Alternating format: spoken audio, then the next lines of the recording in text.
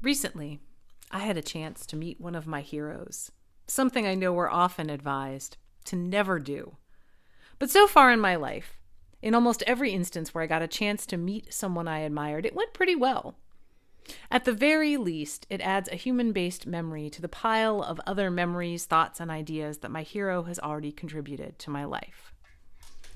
Ross Gay is one of my favorite poets, who's also becoming something of an essayist.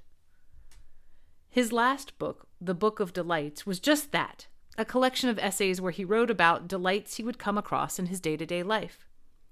Gay has taken this to another level with Inciting Joy, essays reminding us of the joy that grows when we engage deeply with one another, even when things are challenging and sorrow is often present.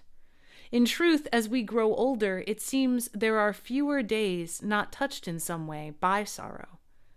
I haven't even finished the book, and I'm just going to go ahead and recommend it to anyone who's interested in exploring where joy can arise from every part of life. In October, the Harrisburg Book Festival brought Ross Gay, along with many other authors, to the Midtown Scholar bookstore, a true gem. He was speaking and signing copies of his new book on a Sunday evening. Now, the truth about my own experience of ministry is that by Sunday evening, I am completely exhausted. But though it was tempting to beg off, to tell myself I'd catch him at another signing someday, I also reminded myself, as Gay is often known to do in his own work, that anything could happen before I got the chance to go to another reading by him. Anything at all.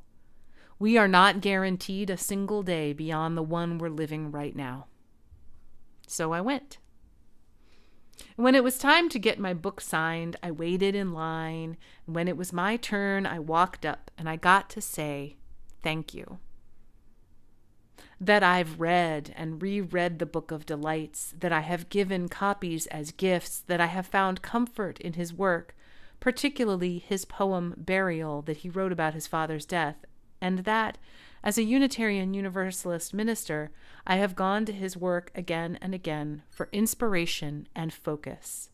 We had a lovely chat and talked about the way our journey to joy changes as we age. And even though we talked for maybe 5 minutes tops, I think we both came out of it a little more in touch with joy in our own lives and work. So when he turned to the title page of the book, he inscribed it,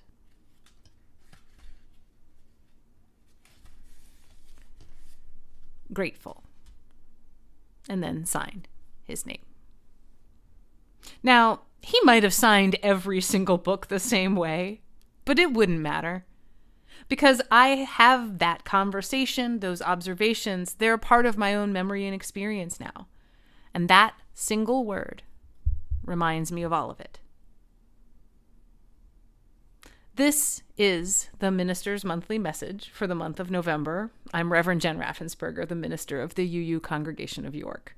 November is the start of a large and ever-expanding holiday season that sometimes strains our time, our generosity, and even our patience. And though the words of gratitude appear everywhere, I think it can be easy to fall away from simply noticing what makes me grateful. There's another touchstone of this particular instance of meeting one of my heroes, a gratitude reminder. To notice it when it comes, and to name it for what it is.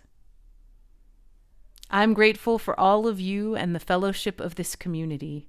On Sunday, November 13th, plan to stay after worship for an adult faith development discussion on gratitude as a spiritual practice. And remember that Sunday, November 20th, will be our annual bread communion, followed by a gathering on the Labyrinth for all.